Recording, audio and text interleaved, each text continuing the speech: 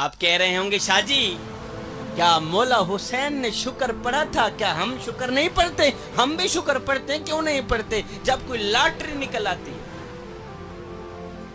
हम भी शुक्र पढ़ते हैं किबला। जब कुरानदाजे में कोई मोटरसाइकिल निकल आता है, पढ़े लिखे लोग मेरे सामने बैठे हैं, मैं तो जट सा बंदा हूं, ना तो मेरी सुर है, ना तो कोई जोश, ना कोई अंदाज खिताब। हम भी शुक्र पढ़ते हैं तब जब कोई कुरानदाजी में मोटरसाइकिल निकल आता है कि बोला। हम भी शुक्र पढ़ते हैं तब जब बेटी की जगह बेटा पैदा होता है। हम भी शुक्र पढ़ते हैं, क्यों नहीं पढ़ते?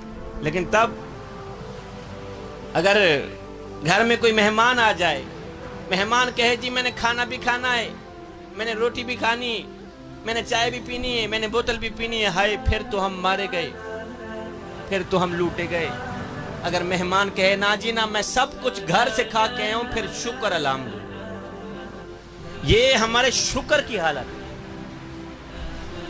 हमारा ये आप मेरा ये चेहरा देख रहे हैं, ये जो चेहरा है ना, छोटी सी खोपड़ी, ये जो मेरा चेहरा है ना, ये 4-5 करोड़ का तो यही मेरा चेहरा है। कितना? आप कह रहे होंगे शाह जी इतना बड़ा कीमती चेहरा वो कैसे? अगर आप मुझे कहें शाह जी हम आपको 2-4 करोड़ देते हैं, आप दोनों आंखें निकाल के दे दें, मैं तो नहीं दूंगा। मैं अच्छा फिर इस तरह करें, 2 करोड़ आपको देते हैं, आप नाक काट के दे दें। अच्छा आप में से कोई ऐसा बंदा बैठा है जो 2 करोड़ रुपए में नाक काट के दे दे? नहीं नहीं नहीं, इतना बड़ा कीमती नाक यार 2 करोड़ रुपए में बेचते? इतनी बड़ी कीमती आंखें 2 करोड़ रुपए में बेचते? कि भला ये जो मेरी पलकें हैं ना, तवज्जो तो है ना सबकी? मेरी बात की समझ तो आ रही है ना?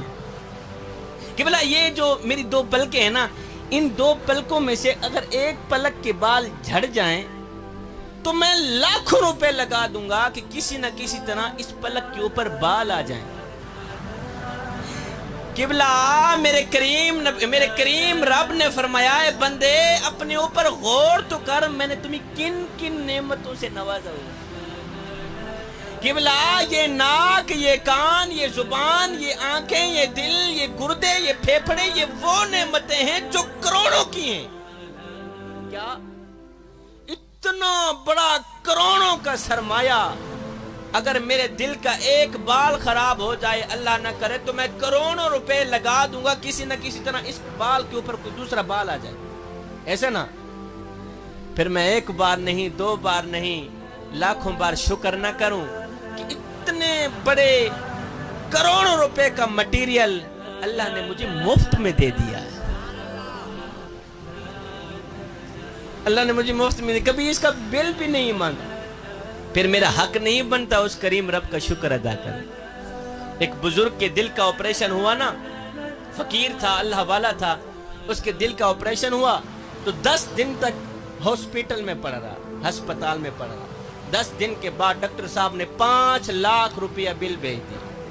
इस फकीर ने जैसे ही 5 लाख का बिल देखा तो ज़ारो कतार रोने लगा, तड़पने लगा। 5 लाख का बिल, ये जैसे ही रोने लगा, डॉक्टर साहब दौड़ कर बाहर निकले। क्या हो गया? किसी ने कहा जी वो बाबा जी ना 5 लाख का बिल देखकर ज़ारो कतार रोने लगे। डॉक्टर साहब ने कहा बाबा जी आप रोएं मत, मुझे लगता है आप गरीब हैं, कोई बात नहीं, थोड़ा बिल कम कर दे, थोड़ा बिल।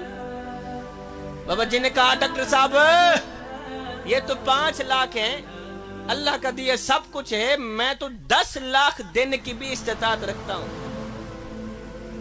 मैं इतना बड़ा अमीर हूँ, अल्हम्दुलिल्लाह सुम्मा अल्हम्दुलिल्लाह, मैं तो 10 लाख देने की भी इस्तेताअत रखता हूँ।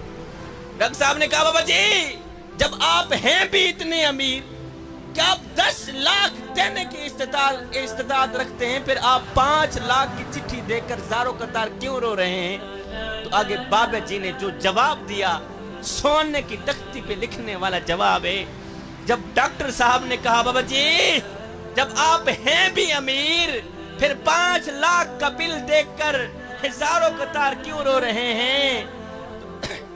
तो बाबा जी ने कहा डॉक्टर साहब रो इसलिए रहा हूं, 5 लाख का बिल देखकर तड़प इसलिए रहा हूं कि तूने 10 दिन तक मेरे दिल की रखवाली की है, बिल 5 लाख रुपया मांग लिया है। अफसोस कि जिस मालिक ने सारी जिंदगी मेरे दिल की रखवाली की है, उसका तो शुक्रिया भी अदा नहीं कर सकता। करीम रब ने सारी जिंदगी मेरे दिल की रखवाली की, उसका तो शुक्रिया भी अदा। बेटे शुक्र का दामन कभी ना छोड़ना, दूसरा सब्र का दामन कभी ना छोड़ना, तीसरा नमाज का दामन कभी ना छोड़ना। इससे बड़ा जुमला मेरे पास और कोई नहीं है साहिब। नमाज पढ़ इससे पहले कि तेरी नमाज पढ़ी। ऐ बंदे, अल्लाह जब नाराज होता है रोटी बंद नहीं करता, अल्लाह जब नाराज होता है रिज़्क बंद नहीं करता।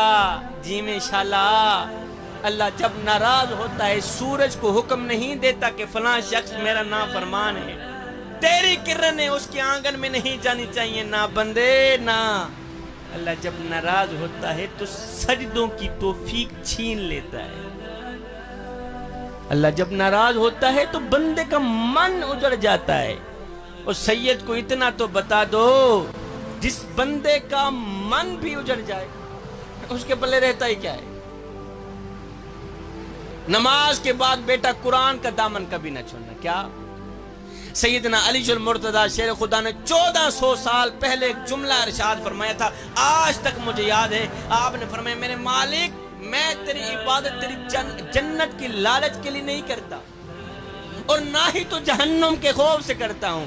मालिक मैं तो तेरी इबादत बस इसलिए करता हूं कि तू लायक ही इबादत की, तू लायक ही बंदगी की। एक शख्स सैयदना अली जुल मुर्तजा शेर खुदा के पास आया, हाँ रज़ी अल्लाह ताला, अगर कहा या अली मैंने आपके बारे में कुछ नया सुना है। कहा जी आपने क्या सुना?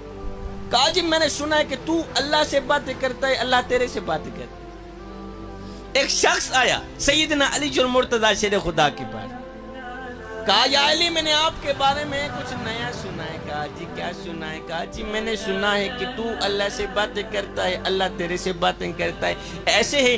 फरमाया मियां तूने ठीक सुना है, तूने। कहा जी वो कैसे?